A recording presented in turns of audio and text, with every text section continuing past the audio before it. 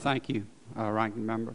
Mr. Paul, who's chairman of the Monetary Policy Subcommittee.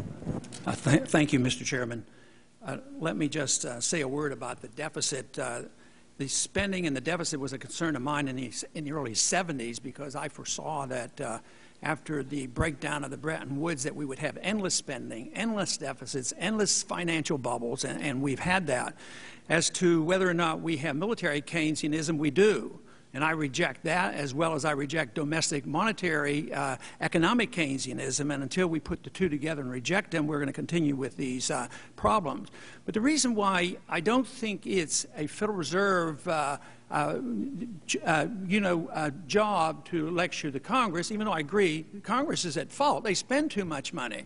And Congress at times will say the Fed's at fault. But you know, the Congress and the Fed are symbiotic. They have a symbiotic relationship because the Fed, the Congress spends, and they know there's a moral hazard involved here because they know that if interest rates goes up, the Fed accommodates them. So the Fed really facilitates this spending, and until we realize this, so I think the Fed is involved with our deficit and encourages as well as the Congress, but it is true. Congress's initial responsibility should be just cut the spending because this deficit is exploding, inflation is exploding, and interest rates are going to go up. So we're going to have one heck of a problem here in the near future. But I want to ask a question dealing with monetary policy because it used to be that was the key to this hearing. Today it's economic, management, central economic planning, and everything's up for grabs. But monetary policy, of course, it was stated that the job of the Fed is to give us stable prices and full employment. But if you look at the last 3 or 4 decades, there's nothing stable about it. And look at unemployment today. If we were honest with ourselves, if we look at all the people who no longer look for work, it's over 20%. And to pretend that it's going down and everything is rosy, I think we're deceiving ourselves to think that is happening. So I would say it's a total failure. And one of the reasons a reason I'd like to suggest and get your comments on is how can you manage monetary policy, which means to manage the dollar, if we don't have a definition of a dollar? I can't find in the code define what a dollar is or a Federal Reserve note, and everybody knows a Federal Reserve note is a dollar. You create a note, which is a promise to pay, and that's another dollar. So the more debt you have, the more dollars you have. But I'd like to know if you know whether there's a definition of a dollar and when it became known that a dollar was a Federal Reserve note. I want a definition of money. That seems to be the real job. We want a measurement of value. And this is the reason that I believe that we made a big mistake by declaring fiat money, paper money, would be our measurement of value.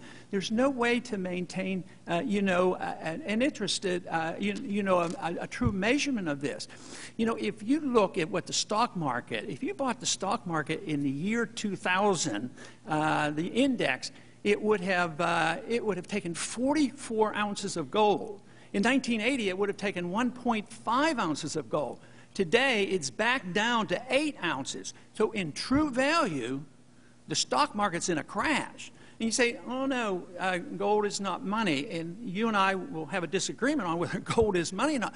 But the Fed holds gold, the Treasury holds gold, central banks hold gold, and my opinion doesn't matter either because it's history. It's the marketplace. Gold is the true long-term measurement of value. So how can you run your operation and without a definition of the dollar? And what is your definition of a dollar? You raised some important points, Congressman. Our mandate is maximum employment and price stability. My definition of the dollar is what it can buy. Consumers don't want to buy gold. They want to buy food and gasoline and clothes and all the other things that are in the consumer basket. And it's the buying power of the dollar in terms of those goods and services that is what is important, and that's what I call price stability. The fact is that, after the 1970s, where you're correct, there was a lot of instability and inflation was very high. Since Chairman Volcker in the early 80s, and I know you have talked about your relationship with him, brought inflation down, that inflation in the United States has been low and stable, around 2% for some time. And in fact, it's been 2% over the last 5 years, despite everything else that's been going on. Moreover, in terms of the unemployment part of the mandate, it's certainly true unemployment is unsatisfactory now, My own view is that that's largely due to the financial crisis, which in turn had a lot to do with problems in both the private markets and in the supervisory and regulatory regime.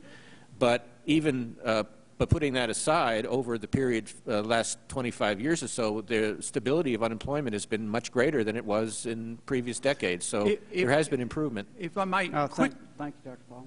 Okay. Appreciate that. This time, Ms. Waters is recognized for 5 minutes. Thank you very much,